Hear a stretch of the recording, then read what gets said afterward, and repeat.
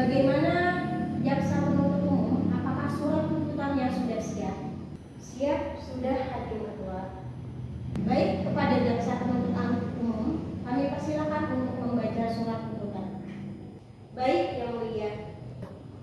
Majelis hakim yang mulia, penasihat hukum yang kami hormati, serta hadirin sekalian, izinkanlah kami untuk membacakan surat tuntutan Kejaksaan Negeri Bandar Lampung untuk keadilan.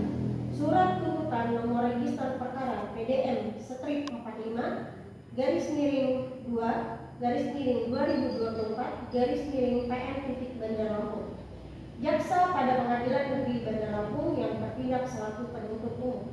Sehubungan dengan adanya dugaan tindak pidana yang kami hubungkan dengan fakta persidangan sebagai mana kami uraikan, maka kami penuntut umum dengan memperhatikan hasil pemeriksaan telah menempatkan terdakwa pada persidangan ini dengan identitas lengkap sebagai berikut.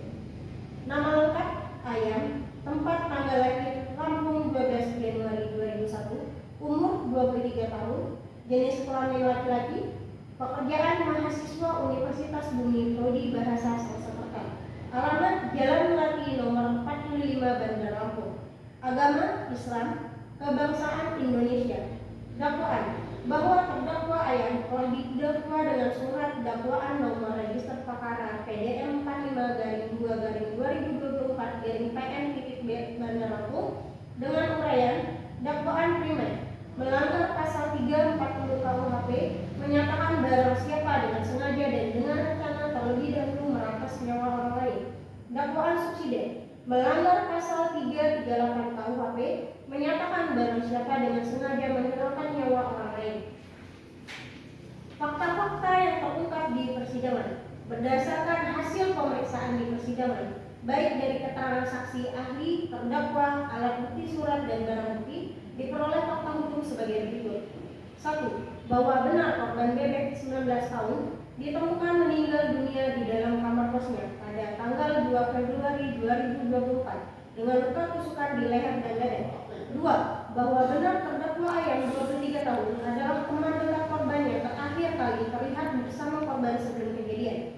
3. Bahwa benar terdakwa membawa pisau lipat yang sebelumnya telah disimpan di dalam jok sepeda motornya, kemudian digunakan untuk menikam korban secara berulang. 4. Bahwa benar setelah menusuk korban hingga meninggal dunia, terdakwa mengambil barang-barang milik korban berupa laptop MacBook, dompet, dan ponsel.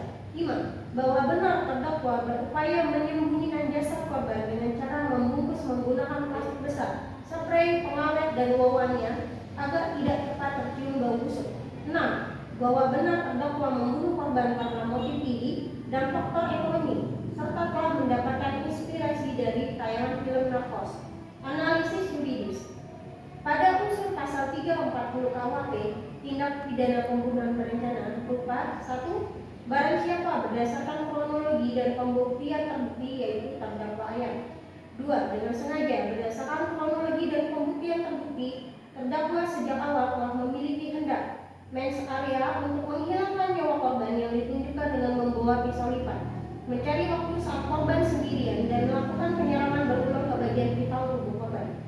3. Dengan rencana reus actus terlebih dahulu, yaitu adanya jeda waktu antara niat dan perbuatan yang terlihat dari terdakwa yang menyimpan pisau lipat di jok sepeda motor, terdakwa mendatangi korban dengan maksud tertentu, dan terdakwa menggiring situasi agar bisa melakukan serangan tanpa diketahui oleh orang lain.